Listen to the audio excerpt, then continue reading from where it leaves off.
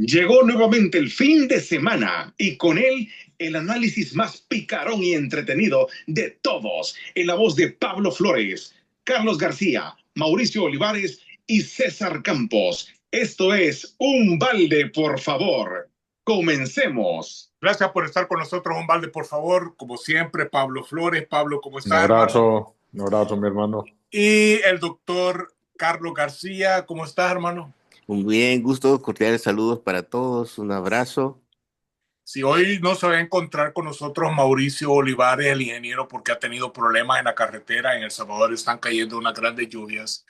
Y entonces ahorita está... ¿En dónde es que está Pablo trabado? No se sabe, creo que por de Santa Por ahí Ana, anda, venía. sí, por ahí anda, sí. Sí. Bueno, Está con hoy el negro del tenemos... internet. Sí. Hoy tenemos un invitado especial, tenemos con nosotros a Ricardo Sol. Doctor Ricardo Sol, ¿cómo está, doctor? Bienvenido al programa. Mucho gusto de saludarlos, aquí a la orden y Ricardo con Sol, ansiedad de platicar con Un gusto, ustedes, un un gran gusto. placer. un gustazo realmente. El doctor Ricardo Sol se encuentra en Costa Rica. Él tiene años viviendo allá, él es sociólogo y comunicólogo salvadoreño de nacimiento y costarricense de naturalización. Sus estudios de doctorado en información y comunicación en la Universidad de Rennes, en Francia, en 1989 a 1991. Tiene un máster en sociología en 1987 y graduado en ciencias de la comunicación colectiva por la Universidad de Costa Rica en 1984. Secretario general del Consejo Superior Universitario Centroamericano de 1992 al 2011. Director programa Participación Ciudadana en la Fundación para la Paz y la Democracia 2011 al 2019. Investigador asociado de Flaxo, Costa Rica del 2019 al 2020, que es la Facultad Latinoamericana de Ciencias Sociales. Actualmente él se encuentra jubilado. Y el tema de ahora es desafíos actuales de Costa Rica. Ricardo Sol, doctor Ricardo Sol, esta es una tertulia, le voy a ceder la palabra para que comencemos esta tertulia y realmente es un honor para nosotros tenerlo en el show. Así que adelante. Doctor, una pregunta antes. Mire, con ese currículo tan impresionante y siendo salvadoreño, ¿qué pasó? ¿Por qué no se vino aquí o no encontró camino? ¿Qué puedo decir? Realmente Costa Rica, hay muchas razones, unas que que tal vez se no le casó. abren, no le Se abren casó. una puertita a uno a saber por qué, ¿verdad? A veces se necesita tal vez un gesto. Sí, he ido y voy por allá con alguna frecuencia. Cada vez son menos mis familiares directos, ¿verdad? Porque ya mis padres murieron y todo ese tipo de cosas se va juntando con los hijos que crecieron aquí en Costa Rica y a veces pues también jala este otro lado. Hemos hecho algunos intentos de trabajar allá en Costa Rica, pero luego tuve un trabajo amplio centroamericano con el Consejo Superior Universitario Centroamericano que me vinculaba a las universidades y de alguna manera también me permitió un buen tiempo estar llegando con bastante frecuencia por allá. Pero bueno, la vida es así. Así Hay es. quizás muchas cositas para pensar bueno, para tomar decisiones, ¿verdad? Y entonces por ahí estamos, aquí nos hemos quedado. También a veces la pareja pesa, ¿verdad? La esposa es una profesional Siempre. también. Sí, Ella es una profesional de alto nivel y fue vicerrectora aquí de la Universidad Nacional en Costa Rica. Y perfecto. entonces sacarlos, no era yo solo el que tenía que salir de este espacio, sino también. Así que por ahí andan las cosas, ¿verdad? Ok, perfecto, Por ahí va. perfecto. Pues mírame, sí, no sé, Dele. voy empezando. Bueno, ustedes me invitaron y les agradezco enormemente la invitación. Siempre es un placer platicar con amigos, compatriotas, iniciar amistades, ¿no? Entonces aquí estamos dispuestos a eso. El interés en Costa Rica, miren, realmente pues a veces se vuelve complejo por la situación internacional, mundial, establecer especificidades de un solo país en estos momentos, pero aquí hay tres cosas que me parecen esenciales. Algunas las conversábamos antes, previo a este inicio de este programa que tienen ustedes,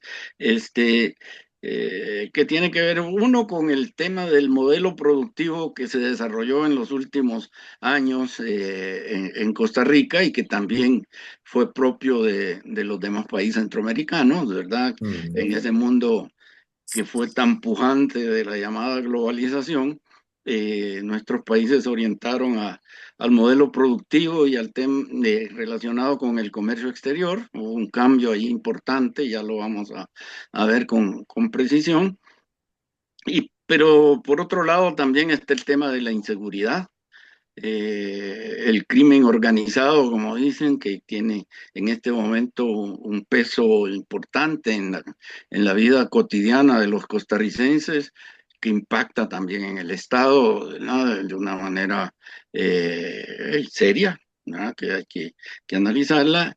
Y el otro, el del régimen político democrático, ese también está de alguna manera impactado, digamos, por toda una serie de condiciones y situaciones que yo las relacionaría con este cambio de época, ¿verdad? Que estamos viviendo en el mundo, ¿verdad? Y de alguna manera los sistemas democráticos, los estamos viendo, están teniendo dificultades, algunas más serias, otras menos, para poder enfrentar todo ese proceso de cambio y a veces de ser cierto deterioro de las condiciones sociales, económicas y políticas de los países, ¿verdad? Entonces, esos tres temas, ¿verdad? Un poco el modelo productivo, ¿qué ha pasado? Ustedes saben que en este momento este modelo ha sido puesto en jaque, por decirlo así, por el mismo país que lo promovió, por los Estados Unidos, con la llegada del presidente Trump y su política de aranceles. Obviamente impacta en el modelo de comercio exterior, de mercado abierto, digamos, ¿verdad? Al cual nuestros países, y puedo adelantar que Costa Rica con bastante éxito, ahora lo vamos a ver en ciertos números, se adaptó y aprovechó ese momento, incluso tal vez más que los otros países centroamericanos, bastante más, diría. Bastante más. Bastante más. Entonces, vi por ¿sí? ahí, Ricardo, de que la pobreza se ha minorizado un poco, o sea, ha avanzado Costa Rica en lo que se refiere a eso. Veamos, sí, la respuesta quería decir sí, pero el tema es más que todo el tema de la distribución de la riqueza, ¿verdad? Es un problema que Costa Rica tenía resuelto a través de un Estado y políticas públicas que le permitían a la población tener una calidad de vida bastante, de nuevo, alta con relación a otros países de la región. Y de repente, a pesar de que logra, si se quieren adelantando datos, ¿verdad? Costa Rica casi pasa a los 95.000 millones de dólares anuales de Producto Interno Bruto, mientras los demás países estamos por 35, 36. Sí. Entonces, el modelo sí le funcionó. El problema es que viene después, junto con eso, una dificultad de redistribución de la riqueza, entre otras cosas por las famosas políticas de ajuste estructural que disminuyen los programas sociales y los servicios sociales. Entonces, hay un cambio del modelo económico por ahí de mediados de 1980, 85, 86. Con Figueres. Estaba todavía el presidente Monge, Monge. que se inició, se genera una crisis del modelo tradicional, digamos, basado en lo que conocemos, la exportación tradicional de café y esas que también en Costa Rica existía, ¿verdad? Junto con otros productos como el banano, etcétera, que le daba un poquito más de diversidad, pero ese modelo empezó a ser agua, por decirlo muy popularmente, ¿verdad? Y la alternativa que apareció frente a eso fue el tema del comercio exterior, empezar a generar condiciones internas para producir para el mercado externo. Y ese fue un salto, ¿verdad? De esos productos tradicionales a otros, entre ellos en Costa Rica de manera muy exitosa también, el tema del turismo como elemento fuerte, digamos, dentro de la economía costarricense. Eh, esa época que le señalaba como un año que se empieza a observar ese agotamiento del viejo modelo, en 1986, el presidente Monge llega a la presidencia de Costa Rica con la propuesta de volvamos a la tierra, ¿verdad? Volvamos al campo, vamos a hacer pero eso nunca se dio. Realmente el campo empezó a retroceder. Okay. Y la nueva industria, agroindustria, movió y por ahí también se siente mucho el tema de la pobreza, que es, si se mueve las empresas agrícolas de un lugar a otro lugar, las viejas del sistema agrícola tradicional, pues empiezan a tener problemas de empleo, de trabajo, etcétera, ¿verdad? Y se desarrollan otras, pero aquellas quedan resentidas, por decirlo de alguna manera, ¿eh? Okay. Así que por ahí tenemos eso. Por sintetizarlo bastante, ¿verdad? Luego ya en la época del 2006, 2010, que es la presidencia de Óscar Arias Sánchez, después de la primera, que fue la intervención en los temas de los acuerdos de paz, él tiene una segunda, y allí se da un tema muy, muy importante, muy, muy, muy significativo dentro de este tema económico, del modelo económico, que es, creo que lo mencionabas antes, Pablo, el tema de la firma de los tratados de libre comercio. Si lo hacemos en comparativo con El Salvador, ustedes saben que el Tratado de Libre Comercio de El Salvador se aprobó de una noche al día siguiente o en una noche, simplemente levantando la mano de los... No hubo consulta. No hubo consulta, no hubo debate, nada. Y se aprobó. Aquí al revés. Aquí fue un debate enorme, fuertísimo, ¿verdad? Se iba a un referéndum, a una campaña, un referéndum con una campaña parecido a una campaña electoral, ¿verdad? Defendían los que estaban a favor de firmar o los que no. Finalmente, por una digamos, mínimo de diferencia de votos, casi fueron 50 y 50, ¿verdad? 49 a 50, por decirlo así, a 51, ganó el sí para el TLC. Eso implicó pues que ya el modelo fue aceptado, fue institucionalizado. Recordemos que en Costa Rica el tema de la institucionalidad es fundamental, ¿verdad? No es un capricho político, sino que tiene que ser aceptado. Y así fue. Entonces, en este momento, y que está vigente ese proceso, ¿verdad?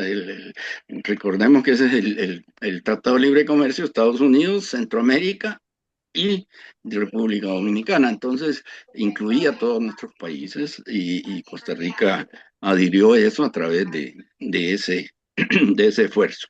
Entonces, desde entonces, el libre comercio, la atracción de inversión extranjera directa, las zonas francas, se convierten en el modelo económico de Costa Rica, ¿verdad? Eso es un cambio importante.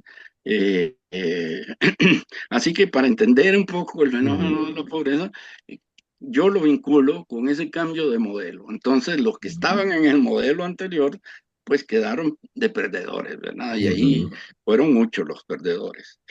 Entonces, dentro de eso, yo lo pregunto, ¿verdad? Si esto es casualidad, coincidencia o consecuencia de la adopción de todas esas políticas, se inicia y se observa una crisis en Costa Rica a partir de entonces. Voy a dejarla nada más planteado el tema y quiero darles unos datos sobre lo exitoso que fue el modelo de Costa Rica. Ya la adopción de Costa Rica de ese modelo de libre comercio y de apertura comercial. Exitoso en términos monetarios, en términos del flujo de recursos, de cuenta dinero. corriente. De cuenta corriente.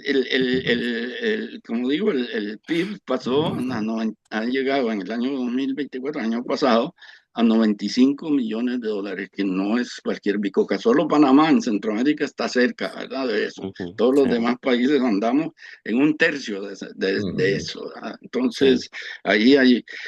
Entonces, se observa ese éxito, entre otras cosas, en que en el hecho de que lo que podríamos llamar maquila, ¿verdad? Las plantas que vinieron a Centroamérica se diferencian en Costa Rica de la tecnología, por eso ustedes mencionaban antes Intel. Entonces aquí tuvo la instalación de estas empresas de alta tecnología, mientras en el resto de los países la maquila podía ser de ropa o de productos pues que Valor agregado. y valor agregado exactamente es bastante menor. En Costa Rica en este momento operan más de 1.000 empresas de inversión extranjera directa en áreas de servicios, de comercio, de manufactura, de depósitos, de dispositivos médicos, agroindustria, turismo, realmente, y muchas de ellas ubicadas en zonas francas, en zonas donde está desarrollado. Ese es un referente, ¿verdad? Para aterrizarlo en la coyuntura actual, pues en esa éxito desde esa perspectiva, ¿verdad? De lo que se propuso en ese modelo, pues hay otros indicadores, ¿verdad? Por ejemplo, que desde que entró en vigor el CAFTA, este TLC, con Estados Unidos y Centroamérica, las exportaciones de Costa Rica a Estados Unidos prácticamente se triplicaron. Se habla de un 285%. Oh, wow. De 2.400 dólares, se pasó a $9.400 en los últimos años. Y eso pues, ustedes salen con Costa Rica, Estados Unidos se convierte en el socio comercial principal de Estados Unidos en todo ese proceso. Y entonces allí, dada la política de Estados Unidos, que en la actualidad relacionada con que quieren recuperar ese superávit en las relaciones comerciales con los países y minimizarlo, entonces Costa Rica sale castigado con el 15% de impuestos a sus productos, ¿verdad? Entonces, dados los datos que les he puesto, si ustedes ven el impacto de ese tema, de ese 15%, va a ser muy significativo. En la actualidad, pues eso es uno de los grandes temas de debate en Costa Rica. ¿Qué se va a hacer? ¿Cómo se va a responder ante esa situación?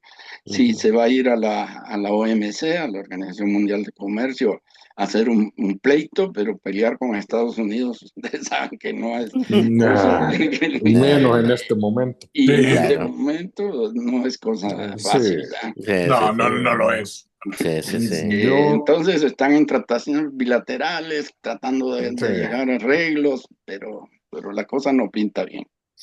Es que al final estamos, si lo comparamos a El Salvador, en El Salvador en nosotros nos quedó un 10%. Y totalmente aquí no hay ningún tema de digamos, lo que Trump argumenta por problemas de superávit o déficit comercial. No, aquí Estados Unidos tiene un superávit comercial con nosotros casi entre de 80-20, ¿va? De lo que nosotros le exportamos un 20%, ellos nos exportan a nosotros un 80% de lo que consumimos. Entonces, el tratamiento de ese 10% aquí impacta de una manera que casi se va a liquidar la industria. Si aquí no abren, aquí nosotros no tenemos ese poder ni esa capacidad, que incluso el Ministerio de Exterior, el que le toca ver esto, ir a negociar, le dijo simplemente: miren, en este momento aguántenla y si no quieren perder el mercado, mejor absorban ese 10%. Entonces, las empresas no encuentran qué hacer. No tenemos esos mecanismos de negociación, aunque hay una excelente amistad del presidente Bukele con el presidente Trump, pero eso no ya es una gestión propia que tiene que ir a buscar hasta que se le quite, hace que deje de buscarle el premio Nobel de la Paz. Hay que esperar que pasen el premio Nobel de la Paz y de ahí posiblemente tengamos una oportunidad. Pero ese es otro tema. Ahora, Costa Rica yo sí lo he seguido porque tengo relaciones de negocios con Costa Rica desde los años 80, estamos hablando del 85, 86, y he ido todo el proceso. Desde la parte agrícola, es cierto, la parte agroindustrial, y bien me recuerdo todavía de que cuando llegó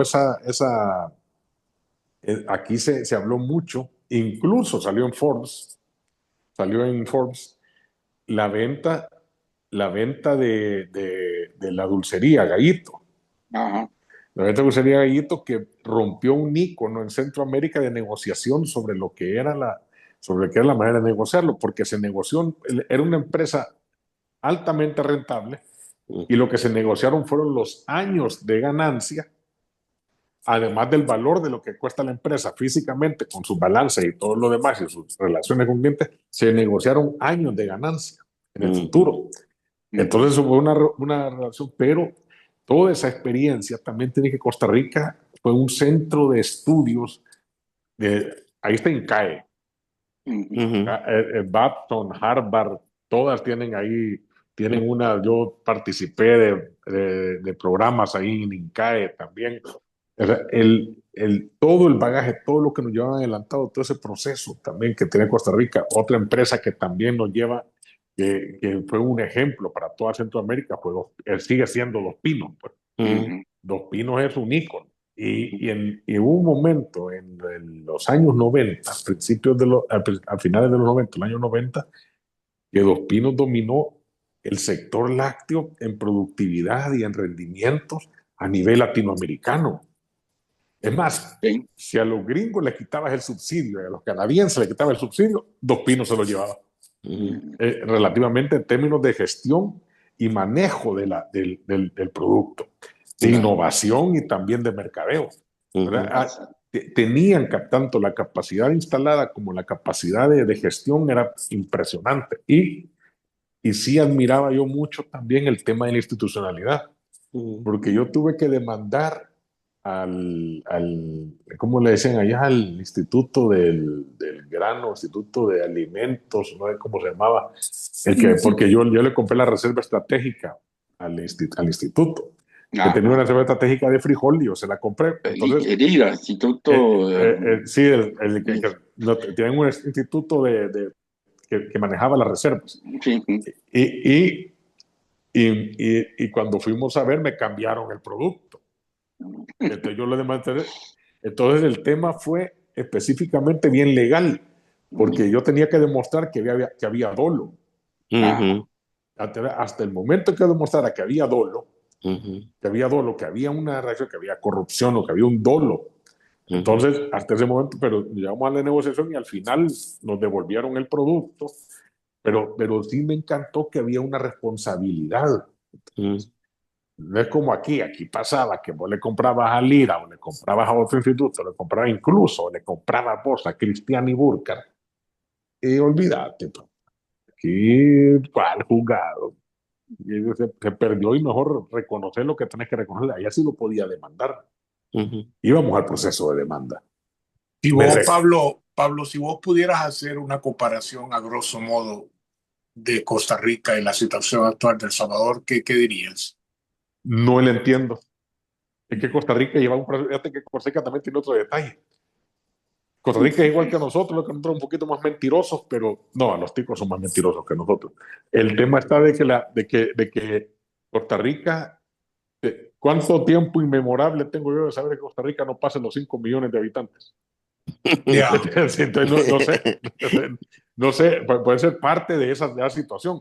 Yo no le echo la culpa a los nicaragüenses, porque los nicaragüenses llegaron a suplir Ujú. una demanda de trabajo que estaba ahí. Y el flujo sigue constantemente todavía. Y hay como medio millón de nicaragüenses, creo yo, 300,000 o medio Sí, millón de sí, no nicaragüenses, más. si no más. Si no más. Tenemos venezolanos también que han llegado, Ujú, Y ujú. colombianos. y colombianos Mm, dominicanos también, Mexicanos también. los dominicanos vienen bastante. Entonces, pero Costa Rica, porque era un centro de producción, Ujú, era un centro más avanzado, lo de Intel, el manejo también del plasma, de ujú, investigación y desarrollo que tienen con el astronauta que tienen ustedes, con Chang se llama, ujú, Chandías. sí, Chang Díaz. Entonces, ahí es un país que a nivel centroamericano nos deja lecciones, pero riquísimas.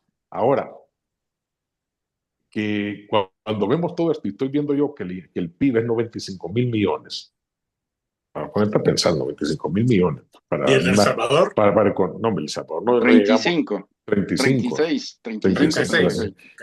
Entonces, y de los cuales y nosotros tenemos de 36,000 el PIB y nosotros tenemos un presupuesto de 22,000 millones, 21,000 millones Mm, del Estado. Sí, del ujú, Estado. ¿Sí? Entonces, ¿me entendés? Estamos en una situación bien complicada. No ujú. tiene, no tiene, Comparación. no tiene No, no, relación. Ujú, no, como les digo, yo por eso Ajá, traté de insistir en el hecho de que ajá. Costa Rica fue exitosa, independiente del momento crítico Ujú, en que está ahora, por esta razón de los aranceles, pero también por su propia política interna, que ya la podríamos repasar, pero no sé ujú, cómo el tiempo se va ujú, volando, ¿verdad? ujú, La situación es realmente diferente, ¿verdad? Hay condiciones aquí para responder a la crisis, ¿verdad? Y ujú, yo creo que El Salvador llegó a un momento en que no tenían condiciones para responderla, ¿verdad? Entonces, eh, y en este momento, pues yo considero que el gobierno del presidente Bukele, pues está haciendo unos esfuerzos increíbles por colocar al país de nuevo en una viabilidad como país, ¿verdad? ujú, Pero para mí, pues llegó un momento en que el país El Salvador era casi que inviable, ¿verdad? ujú. Ricardo, Por la Sí, crisis de seguridad, por la crisis sí.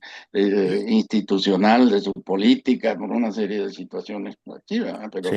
bueno, más allá de calificar si eso es bueno o malo, el ujú. tema es que es así, ¿verdad? Y el Es país así. Sí, sí, en ese Ricardo, momento. sí. Dígame. cuál es el sentimiento que usted ha captado en Costa Rica con respecto a la próxima reelección de Nayib Bukele en El Salvador? Mira, yo creo que es lo más corriente, ¿verdad? Que pasa en otros países.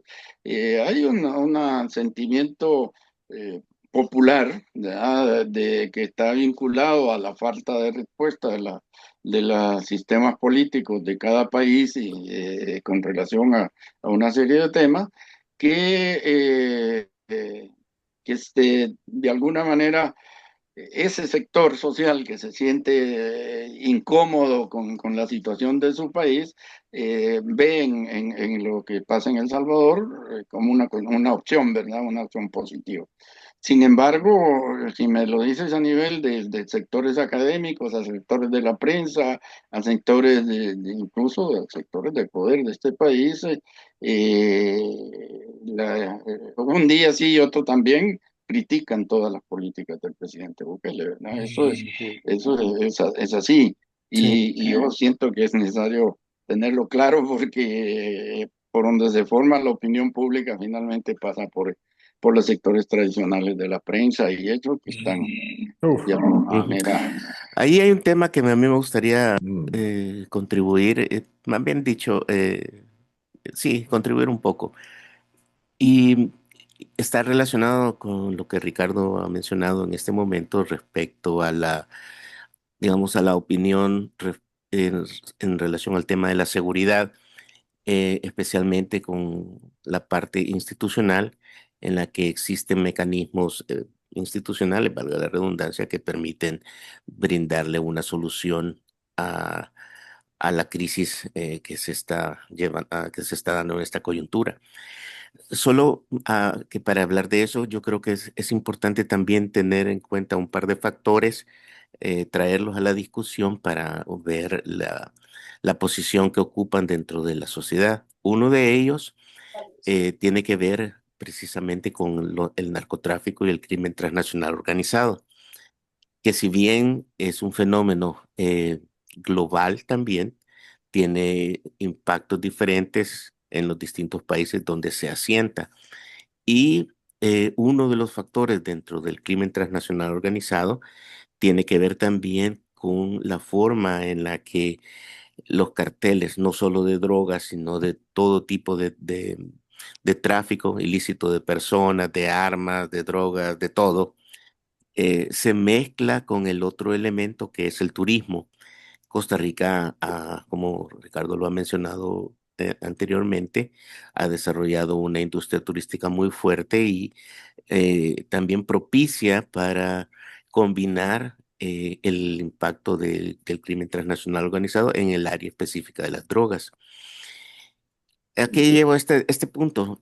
Porque también una de las repercusiones que tiene normalmente el tráfico de drogas no solo es el consumo local, que es una parte, el tránsito por el territorio, que es un segundo elemento diferente, y un tercer elemento que yo llamaría el tema del lavado de dinero de esos carteles, así como en el caso de Panamá, por distintas razones, eh, que ha desarrollado más, digamos, la parte de la banca y de las instituciones financieras, que es más propicio para ello. También el lavado de dinero juega un papel en crear, favorecer ciertas industrias, como la construcción, por ejemplo, dentro de ellas. Pero mi punto al traer este factor es por el impacto social también que tiene. Claramente, para que haya, digamos, corrupción, no solo tiene que haber un funcionario que se preste a la corrupción, sino también un empresario que se beneficie de ello. Y acá yo lo llevo más al ámbito de Ricardo, de una de sus profesiones, que es la sociología. Y es en la respuesta social frente al fenómeno. Yo estuve en Costa Rica unos 4 meses nada más, ya hace varios años, como en 1996, 97 por ahí. Em, pero obviamente fue mucho tiempo atrás. Pero una de las cosas que pude percibir es am, la sociedad costarricense en general me dio la impresión que estaba gozando, digamos, ah, compartía la narrativa social que impulsa el país y que la domina. Por ejemplo, la democracia, el no mantener un ejército, evitar conflictos y por lo tanto tener una posición pacífica o de promoción del diálogo para resolver los conflictos. Es decir, una narrativa política social que la comunidad o la sociedad costarricense aceptaba como válida, la vivía indiscutiblemente, pero que al mismo tiempo, en mi opinión, puede esa sensación quedar como atrapada en el tiempo y no percatarse de señales de alerta que podrían haberse estado recibiendo respecto a un enemigo externo en primer lugar, que son los carteles y el narcotráfico, que luego se socializó de alguna manera por mecanismos conectados con el turismo, por ejemplo, y con las instituciones, que llegó al grado de buscar la apariencia e ignorar las causas estructurales que eso podía tener. Y poco a poco eso fue como, digamos, destruyendo o minando ciertos sectores que empezaron a beneficiarse del blanqueo en particular, y de la permeabilidad en el sistema del crimen transnacional. Lógicamente, no se puede ver de forma aislada el fenómeno, tenemos que conectarlo también a lo que ha pasado en el resto de Centroamérica, bueno, Nicaragua, como lo decíamos hace un tiempo, con la migración constante y fuerte que tiene hacia Costa Rica, los mismos salvadoreños durante el conflicto armado y la época de las pandillas que emigraron también a Costa Rica, guatemaltecos, hondureños, en fin. Hay, digamos, como grupos sociales provenientes de otros países que también podrían haber sido permeados por estos factores y de alguna manera contribuir a copiar los modelos de crimen. Mi punto con esto es nada más preguntarte, Ricardo, desde la perspectiva sociológica, que, ¿cómo ves tú, cómo analizas, digamos, la respuesta social a estos fenómenos, en el sentido de si la ves que ha reaccionado, pero de una manera, digamos, lenta o no encuentra una forma de reaccionar distinta al marco y la narrativa social que se ha creado en el país por mucho tiempo? Sí, creo que te entiendo y lo comparto. Hay una, yo tengo que ser cuidadoso en esto porque ciertamente la base del régimen político costarricense y de su estabilidad está montado sobre una discurso, nada que legitima el sistema como tal, ¿verdad? Y eso pasa en todos lados, pero digamos, Correcto. aquí eso es indispensable, ¿verdad? Para que pueda existir una cierta estabilidad, que haya una cierta reconocimiento de ese acuerdo, de ese pacto, de esa legitimidad que genera el aceptar la situación. Pero sí comparto, decía, en cuanto a que es una posición muy personal, incluso lo he Ujú, sostenido a nivel académico aquí en Costa Rica, que se necesita hacer una lectura diferente, con otros criterios diferentes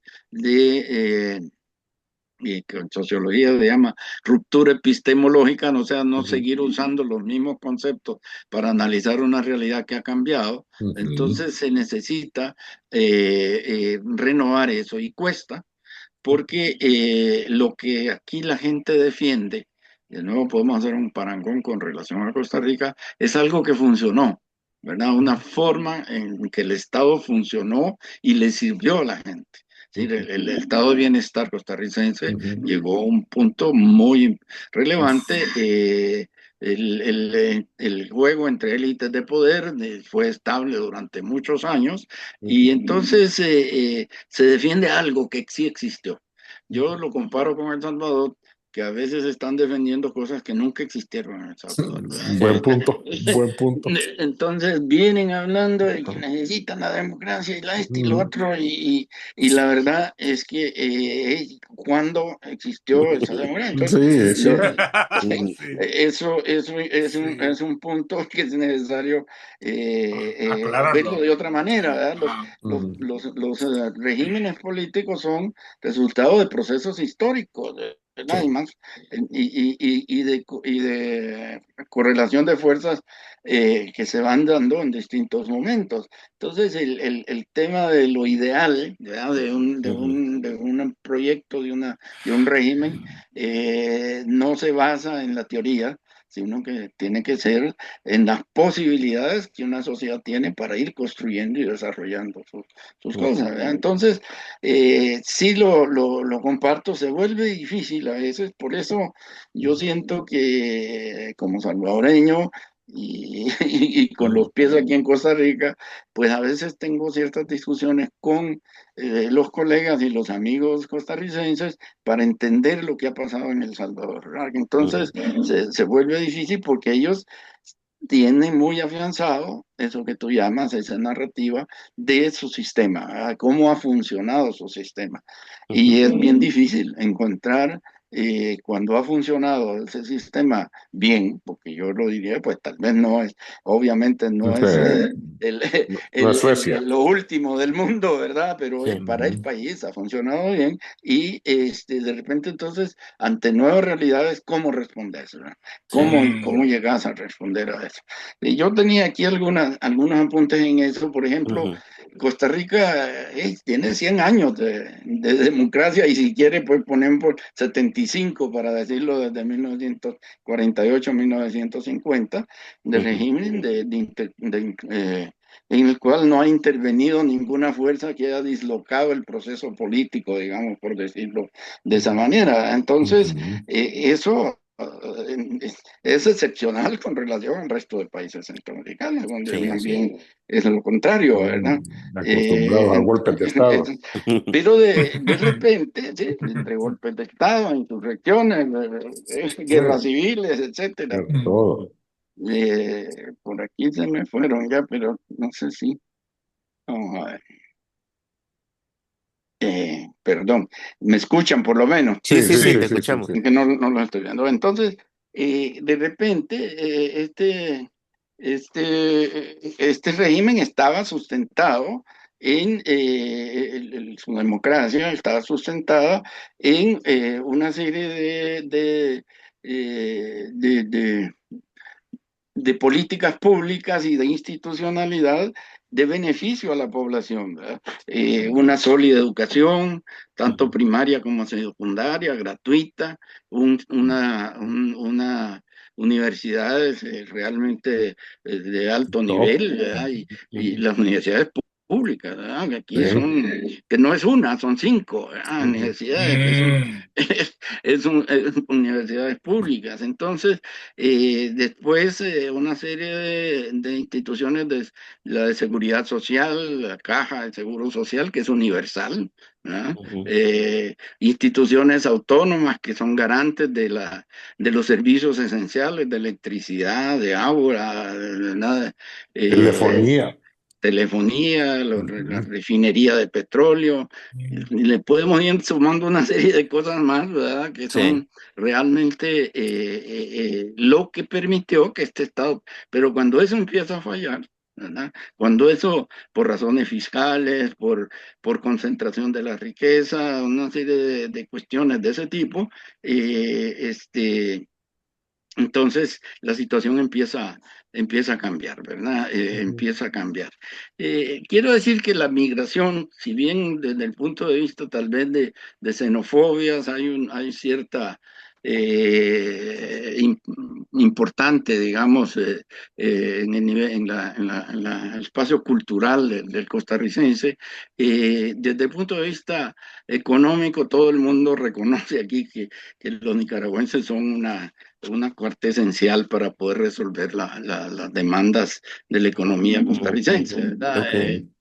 Ese influencia de esos actores extranjeros en la política nacional no creo, no lo veo, ¿verdad? No lo veo. Yo siento lo que, digamos, el punto más crítico es el debilitamiento de las instituciones de servicio público, que si bien todavía, pues con relación a otros países de nuestra región, son sólidas y fuertes, pero ya la población no está recibiendo el mismo beneficio de esos sectores. Pues ya empezó. Entonces, allí eso genera, pues, inconformidad. Claro. Otros factores que en el proceso político han incidido son una cosa compleja de analizar, que es lo que yo llamo el cliente, bueno, hay varios autores, el clientelismo político, ¿verdad? El clientelismo político. Los partidos tradicionales, el Liberación Nacional y Social, que han gobernado aquí hasta los años 90, digamos, después casi 90 y algo, que fueron los últimos presidentes liberacionistas, hicieron el uso del, más allá del tema de la corrupción, que es otro tema, ¿verdad? Pero el uso de las instancias públicas, de esta institucionalidad de Costa Rica, para beneficiar a sus partidarios, ¿verdad? Y controlarlo desde el punto de vista, colocar ahí sus partidarios. Y eso ahí empezó a generar también ciertas condiciones que hacen que el rendimiento de esas instituciones sea pobre, digamos, ¿verdad? Por una serie de razones en ese sentido. Bueno, otro tema importante que tiene la institucionalidad costarricense es que la división de poderes sigue siendo relevante, ¿verdad? La sala constitucional es una sala que se respetan sus decisiones, que es la cuarta. El Tribunal Supremo de Elecciones es independiente, ¿verdad? De partidos y del gobierno, la Contraloría General de la República. Sin embargo, en la actualidad, el actual gobierno es crítico de todas esas instituciones, ¿verdad? Dicen que Es normal. sí, Sí, porque de alguna manera le estorban en su proyecto, ¿verdad? exacto. Claro. Pero le estorban en el proyecto y si bien mucha de su crítica puede tener sentido, no está en el sentido de mejorarla, ¿verdad? Sino en el sentido de quitar obstáculos para poder seguir desarrollando su proyecto. Entonces ahí está una situación compleja, ¿verdad? Que tiene que ver con esa crisis que hay en la actualidad. Yo digo que hay una democracia fatigada, confrontada por el mismo Poder Ejecutivo en este momento, que un día sí y otro no, y otro también, hace críticas a todo el sistema como tal, ¿verdad? Lo que abona al hecho de que hay también una apatía e indignación de la población por los malos resultados que los servicios públicos les están dando. Entonces se genera esa crisis ahí. Ya entendí por qué hoy sí ya estoy claro qué es lo que le ha pasado a Costa Rica. Y esa cultura política Sí. que de alguna manera para el que podríamos sintetizar el concepto que estabas diciendo antes, ¿verdad? Esa cultura política que ha cimentado y le ha ayudado a Costa Rica a tener esta estabilidad política, valga la redundancia, empieza a ser rota por los mismos actores internos. Exacto. Entonces, sin una opción diferente, superior, hay una crítica. El actual gobernante pasa haciendo discursos de confrontación y conflicto interinstitucional, hasta la misma forma de hablar, ¿verdad? Aquí tradicionalmente los gobernantes son muy comedidos, son muy modositos, para decirlo en términos salvadoreños, en relación a cómo hablar. Y este es un hombre que escupe para un lado y para el otro y grita y hace unas caras espantosas, ¿verdad? Entonces, que rompe con esa tradición costarricense de la forma de hacer política, ¿verdad? Entonces, esas son las cosas, ¿verdad? La fórmula que le han recetado a todo el mundo, a toda Latinoamérica, bueno, incluso en Europa también. Si no tenemos el caso de Milei, pues, así es. Es la destrucción total del Estado, de todos los, por más números que trate, todo le está saliendo mal, por más campañas, narrativas, películas, todo lo que trate de hacer, la realidad pesa más. Pero pero esa es la parte social que a veces uno no entiende. Sí. Porque el que más sufre ese castigo es el que más vota. O sea, el que más vota por esas opciones. Sí, o sea, ese masoquismo político, masoquismo es de amor sodomizado que manejan.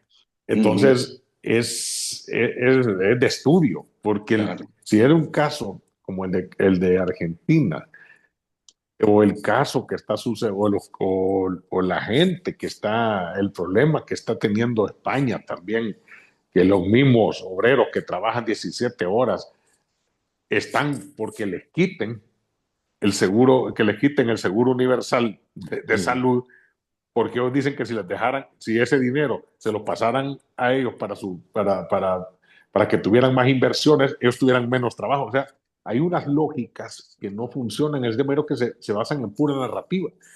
Y esa destrucción del tejido de protección social, que era que es lo que logró, porque Costa Rica sí, bueno, esa parte de que no hubo injerencia, que no hubo, que lo dejaron vivir, digamos, que desarrollara, eso explica todo. Eso explica todo. O sea, es como dijo Facundo Cabrales cuando le preguntó el presidente a la mamá: señora, ¿qué puedo hacer por usted? Con que no me joda es suficiente, le dijo. Sí. Correcto, Sí, así sí, dijo. Sí. entonces, sí. Pero Entonces, fíjate que es real, es real. Porque fíjate que ahorita el mismo hecho del mismo presidente destruyendo la institucionalidad, una institucionalidad que él se debe también, Ujú.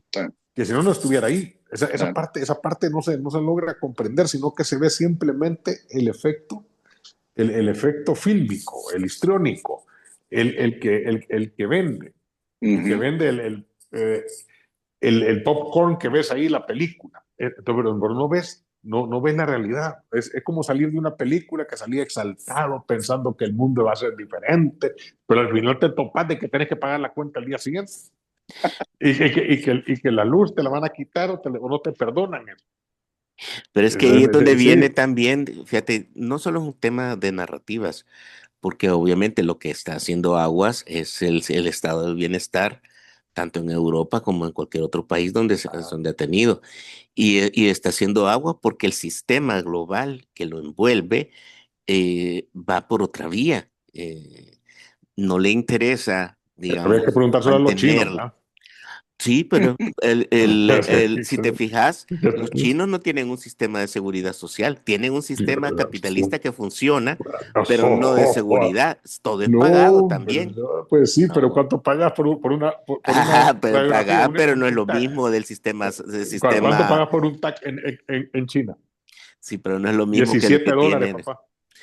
Vaya, ok, pero ¿y cuánto es el salario, el ingreso mínimo? No importa, pagas $17 por un Es, TAC. es, ¿Cuánto es, pagas es aquí? en- Aquí, no, ¿cuánto pero la pagas? verdad es que $800. el tema ¿Y chino cuánto es es mi salario? complejo, ¿verdad? Para entenderlo, Ujú, y para opinar, yo no tengo mis referentes muy claros para opinar, pero es obvio ujú.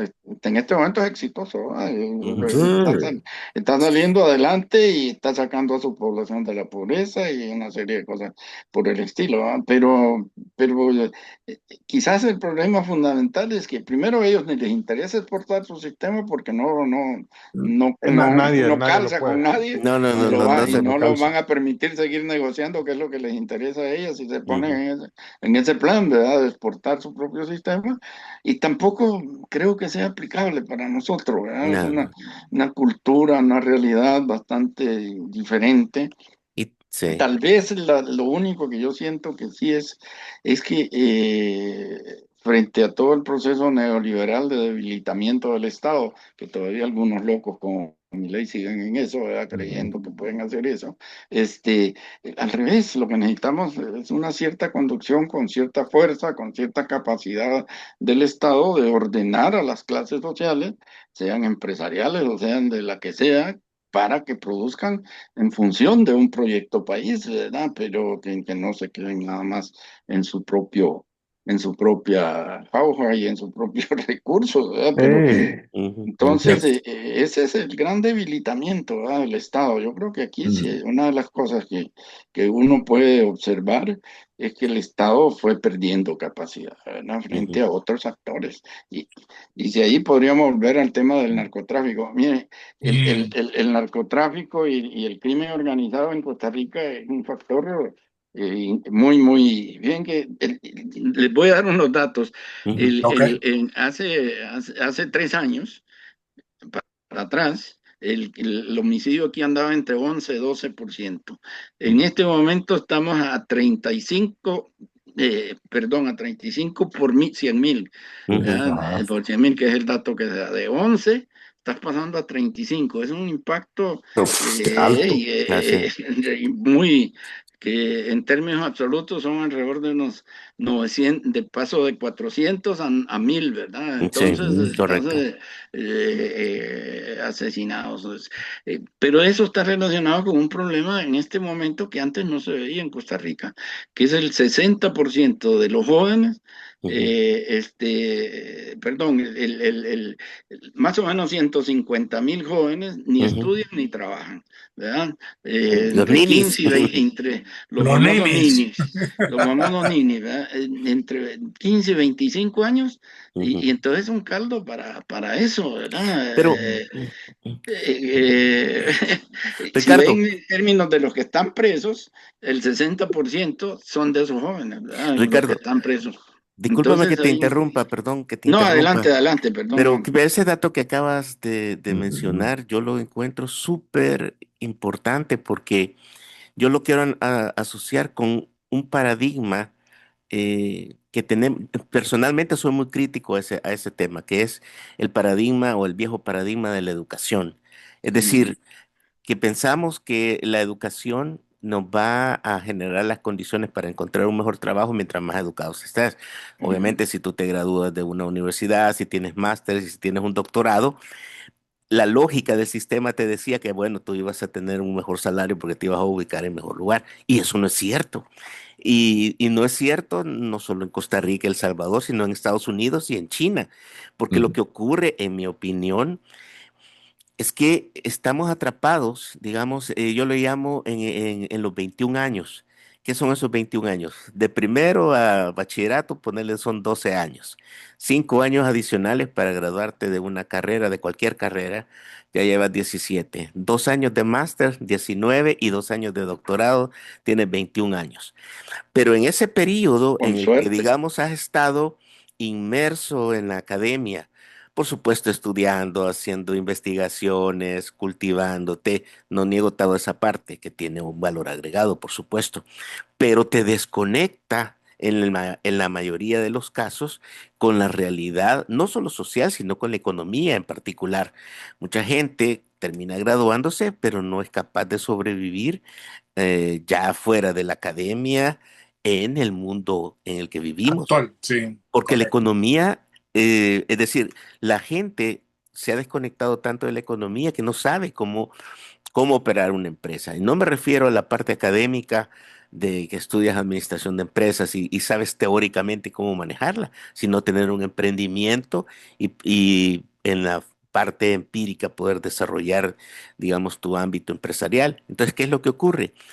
Ese sector, en mi opinión, que ha ido creciendo en muchos países, muestra que el paradigma de la educación, cuando menos en la actualidad, es obsoleto. Y no estamos haciendo nada en ninguna parte para transformar ese paradigma.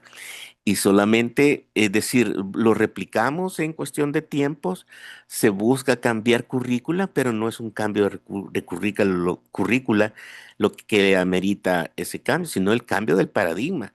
Y entonces, ¿a qué voy con toda esta cuestión? Porque Me estás dando a precisamente entender. todo el sector juvenil que no estudia ni trabaja, lo que es, digamos, un sector de la sociedad que por distintas razones tuvo que, digamos, desertar de este ciclo de los 21 años en algún momento del sistema, pero no se ha adaptado.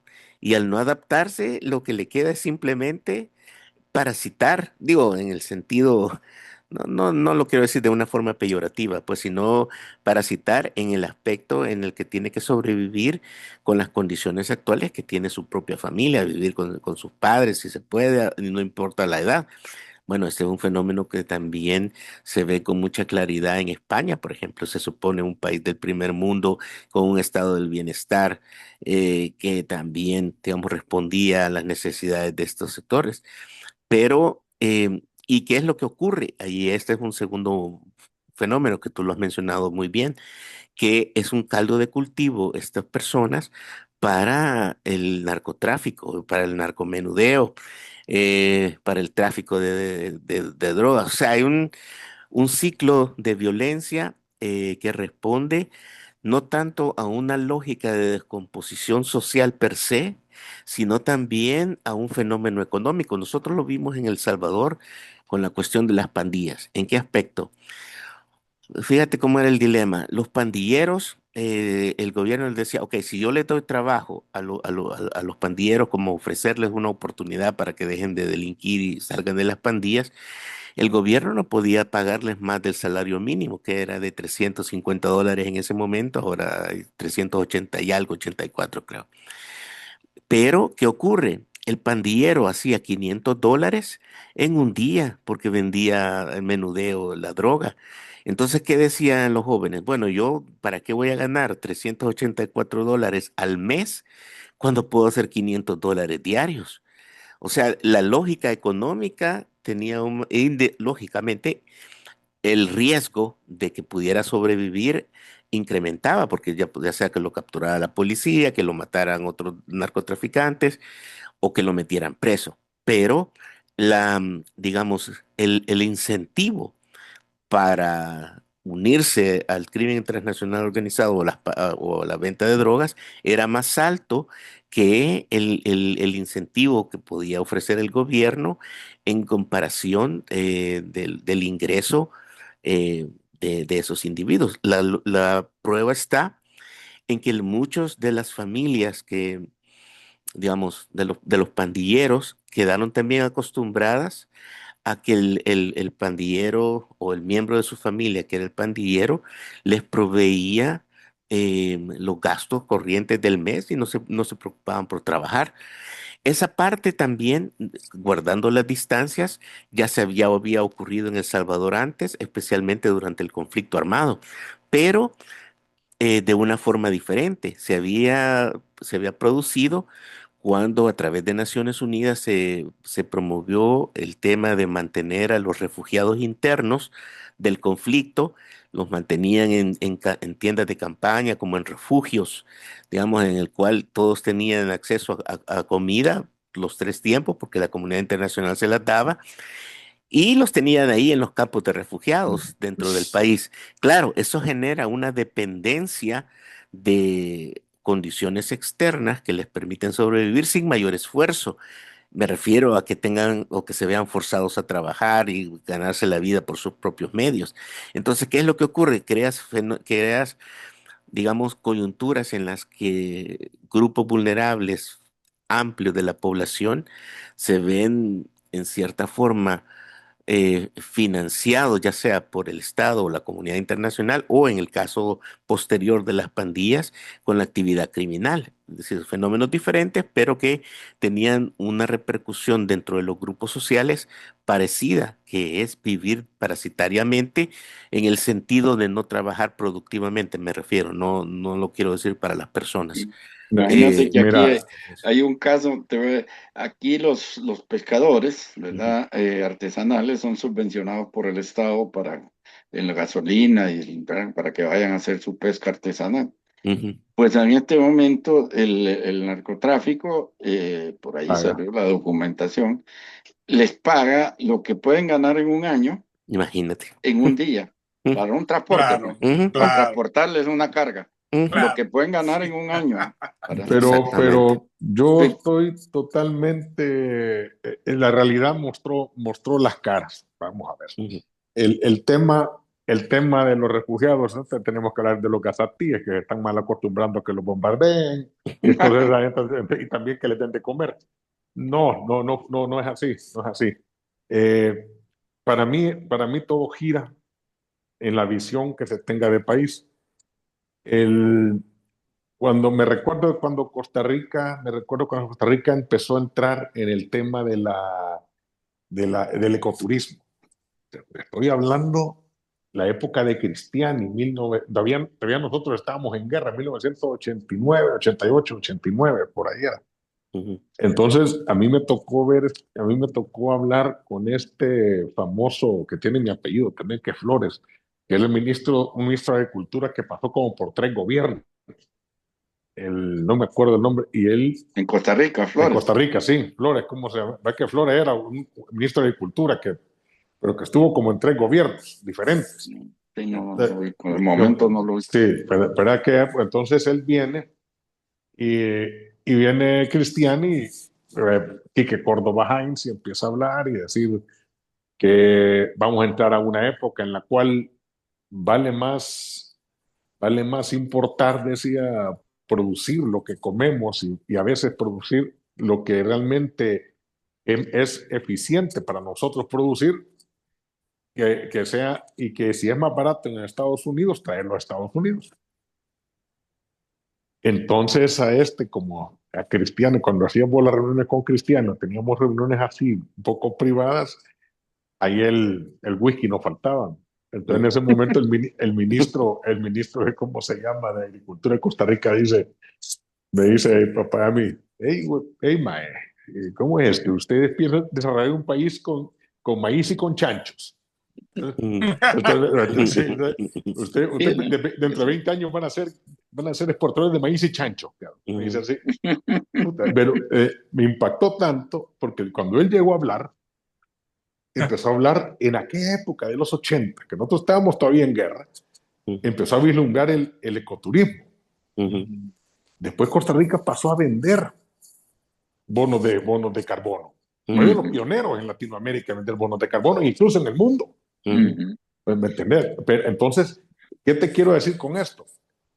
En esos momentos se creó una generación, se creó una demanda de personas que requerían ese tipo que requería ese servicio. La educación se formó directamente para cubrir ¿cómo se llama? Esa demanda en ese momento, o proyectarla 10 años después o 15 años después. O sea, los 21 años te apartó y te corta y te proyecta para los otros 10 años, 15 años que vas a producir. La dirección del país tenía que estar clara. Después de eso viene el proceso de Intel.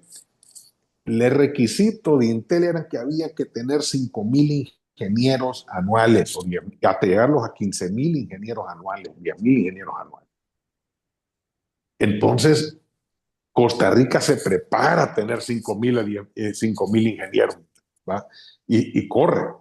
Entonces, pero ya en este momento, cuando después de la pandemia, creo que a todo golpeó, y rompes ya la visión de país porque te rompió todo, porque yo me acuerdo que también que el comercio con China, cuando abrieron las relaciones con China, fue otro impulso, todo el mundo corriendo para China, todo el mundo eran exportadores, querían hacer agentes chinos, todo el mundo andaba con un montón de chinitos por todos lados, entonces, y todos eran ticos, y andaban en toda Latinoamérica, los ticos con los chinos. Entonces, ahora que no hay una visión de futuro, ¿de dónde le vas a poner? ¿Dónde le va a apostar la educación a ese futuro? Nosotros tenemos ahorita que estamos poniendo el gran cambio nuestro, que le vas a cortar el pelo y que vayan bien los alumnos. Hoy hay ley y orden para entrar al colegio. Está sí, bien, pero espérate, pero ese comentario está fuera de orden, discúlpame, porque esa es una mamada, como decimos.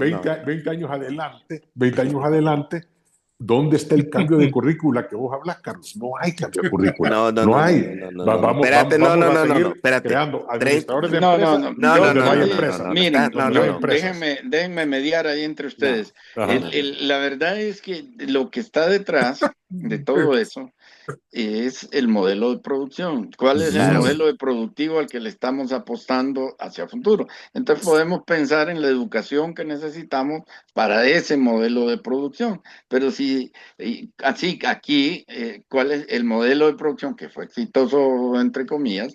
Era para producir materia prima y Intel y ¿cómo se llaman? Los procesadores de Intel y otros productos para el mercado externo y para el desarrollo de otros países y no para el desarrollo de Costa Rica. Y eso le pasó a Costa Rica, en este momento le está pasando la factura, porque en vez de haber generado una industria que le sirviera a su propio desarrollo, y generó una industria para andar hacia afuera, hacia otros consumidores, hacia otros ámbitos de la economía, ¿verdad? Entonces, yo siento que la educación ciertamente no da oportunidades en este momento tal como está. No te va a abrir pero porque no está relacionada con bueno, yo más que marcha relacionada porque hay ausencia de un modelo de producción al cual insertar a estos jóvenes, con No, educación o sin educación. no, y Entonces, si no además, hay un modelo de sí. producción, Ricardo, de estamos... todas Además hay maneras, otra cosa que es un fenómeno que, bueno, Pablito, yo entiendo tu comentario, pero lo que tú pasas por alto es que la educación, y yo concuerdo con Ricardo en que debe estar fundamentada en la visión de país y el modelo de producción al que vas a optar, pero también en la realidad que estás teniendo. Tenemos 120.000 pandilleros, has arrestado 89.000, te quedan por lo menos, como mínimo, unos 40.000 que andan sueltos. Hemos tenido recientemente, hace menos de un mes o un poquito más, 3 pandillas nuevas que han surgido en Correcto, escuelas, en los institutos, digamos, de bachillerato. así es. ¿Cuál es la lógica de tener a una ministra militar? Es tener también un ojo adentro de las instituciones para asegurar que no se caiga en el error de que muchos directores de esas instituciones nacionales que son militantes políticos del FMLN sigan asusando a los estudiantes y mantener el ciclo de confrontación. Y Eso no cómo la han significa criticado, ¿eh? Eso no significa que Sí. no tampoco tengas la visión, porque entonces no te explicas el hecho de las computadoras para todos los estudiantes y de mejorar la infraestructura en las escuelas. El Salvador, si bien está viendo hacia adelante, tampoco puede cerrar los ojos a su pasado y a su realidad inmediata. La seguridad es, y como yo se lo he comentado en otras oportunidades, el presidente nuestro ha dicho que la visión de él es transformar El Salvador en un Singapur. ¿Y qué es lo que yo les he comentado en baldes anteriores? Sí, Singapur está bien, pero también tenemos que ser Israel. ¿Por qué? Porque la cuestión de la seguridad no es algo que se ha dado ahora y que ya no va a volver a ocurrir nunca. Solo mira el mapa de Salvador en el resto de América. Te estamos rodeados por pandilleros por todos lados. Bajar la entonces tenemos que guardia invadir Centroamérica. no, tenemos que prepararnos al igual que Israel para que Pablo, cuando nos invadan los podamos repeler. Pablo. no. Sí, Espérate, mira, yo creo mira, que, con Ricardo, todo respeto, Carlos, mira, yo creo Ricardo. que no es suficiente argumento decir que se pone un militar para poner disciplina en el Ministerio de Educación. Yo no conozco a la muchacha ni voy a decir nada bueno Está ni nada guapa. malo. Me parece que es indispensable un cambio en el sistema educativo y ojalá se lleve, ¿verdad? Pero no solo para ir a poner disciplina. Yo creo que es un mal discurso que no deben de decir que se va a poner un militar para ponerle disciplina al sistema educativo. Está bien, ese es un factor que yo creo, como tú lo dices, por razones históricas, no tiene por qué descuidarse, al contrario, ¿verdad? Hay que ponerle mucha atención, pero creo que lo más importante es que el sistema educativo se oriente a eso que estamos hablando, a poder generar nuevas generaciones que se inserten en un proceso productivo, un proceso de generación de cultura, de educación, de valores, etcétera, que no solo es disciplinar a los muchachos, ¿verdad? Si ese es el objetivo, me decepciona. Yo creo que al contrario, yo espero que sea puesta una nueva ministra de Educación porque se necesita una nueva educación en el país. Fíjate que lo que sucede es que tal vez la premura, yo veo el caso de Intel y lo pongo en hechos porque me acuerdo, todavía recuerdo, de que uno de los logros que fue que también rompió otro hito, en Centroamérica. Y la primera inversión de Intel fue de $1.500 millones en esa época, en los años 90. 1.500 millones de inversión directa. En los siguientes años, en los 5 años que Intel manejó, y como estaba diciendo Ricardo, el modelo exportador de Costa Rica creció a la par del de Intel y era casi el 40% de toda la exportación de Costa Rica, en Intel el 40%. Entonces generó un flujo de plata. Ahora, sí estoy totalmente de acuerdo de que no hubo nada interno porque no teníamos esa capacidad que hacen los chinos de decirte, mira, la investigación y desarrollo se queda aquí. ya no vas a terciar, no me vas a mandar solo maquilar, sino que yo te voy a producir ahora en este momento este componente. Yo tengo que producir esto. Entonces ahí creas esa diversidad de carreras, esa diversidad de educación. Faltó aquella decisión de decirle, déjame hacerte esto, déjame producirte esto. Porque venía lo que le mandaban a los chinos en un principio, que solo armaban, hoy terminan haciendo, como dijo Tim Cook, cuando le explicaba a Trump, no es el hecho de que yo me invente el iPhone, yo le puedo mandar un diseño de un iPhone a los chinos y ellos me vienen con 30 opciones. De las 30 opciones, selecciono una, la que a mí me parece la mejor. Y de esa, cuando la mando, 2 semanas después, ellos me vienen con una innovación y me mandan 3 opciones más para que yo decida de esas 3 opciones y ya mejorada la opción que yo le envié. Entonces, cuando vos tenés esa capacidad de desarrollo, eso fue un proceso en el cual la capacidad política no fue lo suficientemente fuerte para poder expandir ese empuje. Ahora, aquí nosotros hemos tirado. El Salvador le ha aventado al tema Bitcoin, le ha aventado al tema de criptomonedas, le ha aventado al tema de minerías, le ha aventado a la energía nuclear, ¿entendés? Pero ¿cómo manejar la base? ¿Cómo venís y decís, vaya, voy a invertir en energía nuclear? Ok, puta, necesito cualquier cantidad, ¿me entendés? De ingenieros o de homeros, ¿me entendés? Necesito, sí, pero necesito ponerlos ahí a trabajar, meterlos en Sí. en la planta nuclear. Ahora, ¿por qué no tomás lo que siempre se ha dicho de la parte de nosotros? Tenemos un factor que es la generación de energía en Latinoamérica, podríamos decir los líderes de la geoenergía, La geotermia. de la geotermia. ¿Por qué no creaste una industria de eso? ¿Por qué no creaste un modelo de educación de eso? ¿Por qué no creaste ingenieros? ¿Por qué no creaste geotermia? ¿Por qué no mandaste a estudiar y traerlo y desarrollar el país sobre una base en la cual nosotros tenemos el recurso energético y no éramos necesitados? Pero no, tenías que mantener alrededor de 60 plantas térmicas, que ojo, las seguimos manteniendo de emergencias, que solo arrancan una vez al mes, pero hay que mantenerlas de emergencia y estamos pagando. Estamos pagando. O sea, hay las distorsiones del mercado, no son porque no querramos jalar hacia un lado, ni tampoco la educación, sino que simplemente son factores políticos que mantienen esa misma estructura de poder que no te deja desarrollar. Tenemos clases élites empresariales mediocres, que son extractivistas internamente, que no ven para adelante, no pueden competir, imposible, no pueden competir. Bueno, Está bien, espérate, Pablo, pero agrega a tu análisis ese que acabas de hacer, que yo estoy de acuerdo y lo comparto, que también tenés a una oposición mediocre no. del FMLN controlando la única universidad pública que hay en El Salvador con un pensamiento del socialismo, ni del siglo XXI, sino todavía alucinando con los 70s y 80s, que no te permite avanzar. Nosotros no tenemos universidad. Tenés universidades privadas ahí que andan pululando, que obviamente lo importante es la ganancia, por lo menos en eso lo hacen bien, pero una universidad pública que permita acompañar y generar toda la arquitectura académica necesaria para reforzar la base, no la tenés.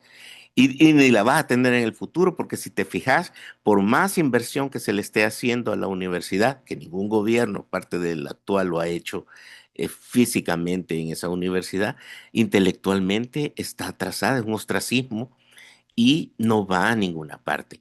O sea, es cierto lo que decís de que la clase también empresarial salvadoreña no, o sea, quedó atrapada y te voy a dar un ejemplo. Un modelo que no sirve, pero también la clase empresarial. Estamos hablando del sector académico y estamos hablando de una cultura política realmente cavernaria, ¿verdad? Sí, correcto. De la época de las cavernas todavía. Sí. Y realmente es impresionante ese deterioro de la clase política salvadoreña, ¿verdad? Fatal. Que es terrible. Lo de la universidad a mí me da mucho dolor, ¿verdad? Porque trabajé con las universidades y me siento universitario público, porque allí Ujú. estudié en El Salvador y aquí también estudié en universidades públicas. Y lo que pasa es que yo siento que no ha habido coraje para entrarle al tema dentro de esa universidad con visión de universidad, ¿verdad? No con visión de destruir, sino con visión de construir universidad. Sí. Yo hice un estudio yo hice un planteamiento sobre la educación superior y se Ujú, lo envié a varias gentes allá, universidad, análisis de la educación superior ujú, histórico en El Salvador. ¿Cómo va a haber una universidad del Salvador de otra manera de la que hay?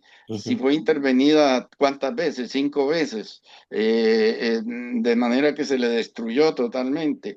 Y después, como tú dices, Carlos, claramente fue apropiada por una clase política mediocre que solo lo entiende, como decía yo, con relación a los partidos políticos aquí, como clientelistamente, ¿verdad? Para Correcto. tener sus cuadros y su Ujú. gente, pero hay caminos de reformas universitarias. Sí. Ahora México está haciendo un proceso de reforma universitaria muy importante para la misma UNAM, Sí. ¿verdad?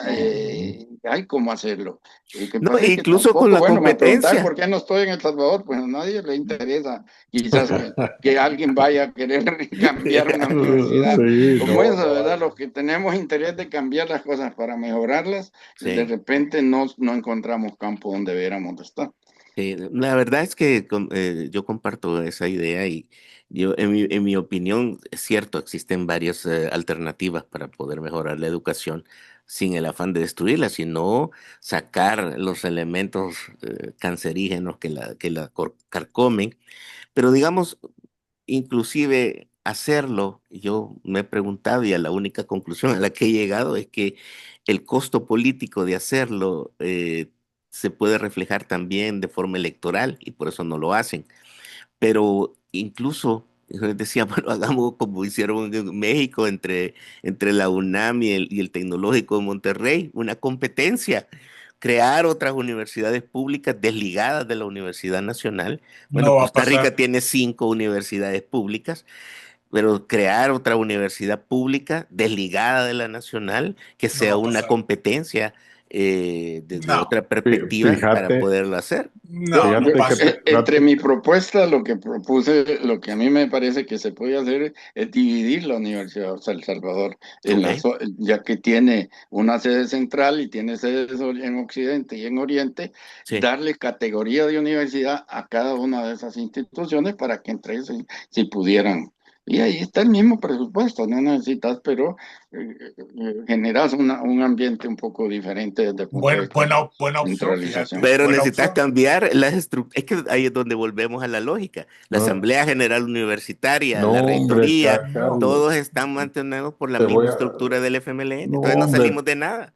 te voy O a sea, ¿Y el, quitar, el sí hay FMLN, una parte y el para crear, FMLN digamos, la existe o no competencia. existe? Porque yo no, ya no siento que existe. ya eso Ya no existe como partido en político. posiciones de poder, pero sí Ah, existe dentro de la universidad, donde todavía tienen a los cuadros que están manteniendo la estructura de la universidad actual. Bueno, de ahí es donde sacan todos los recursos y se renuevan la membresía del partido con los estudiantes de nuevos ingresos. O sea, es un círculo vicioso que mientras no se rompa, no vamos a llegar a ningún lado. O Te sea, voy a ahí sí poner estoy de un acuerdo. ejemplo que también mata todo esto. En, una vez vinieron unos franceses, unos tipos, ah, vinieron por lo de Tony Saca con el tema de que les iba a dar, que les podía dar créditos hasta por $1 millón si venían con algo innovador y se creaba una industria nueva. Pues vinieron ellos, claro, a poner, un centro de informática, pero a generar software. ok. Ujú. Y luego, no, y mira, este francés vino y a mí lo que me impresiona es desde el momento que hace su edificio para construirlo, él fue a encontrar, dice, ya necesito uno, y le dijeron, mira, aquí en el escalón, cerca de Casa Presidencial, anduvo buscando y el único que le dio presupuesto para hacer el edificio con los presupuestos que le habían dado y todo lo demás fue un espacio de unos 20 o 30 metros planos y de ahí un paredón de piedra. Sí, de piedra, sí. Le vendieron la pared. Ay, no. Entonces dijo él, perfecto, este es el lugar que quiero. Cerró, hizo lo que pudo donde estaban los estacionamientos, pero, y en la misma piedra fue metiendo las oficinas.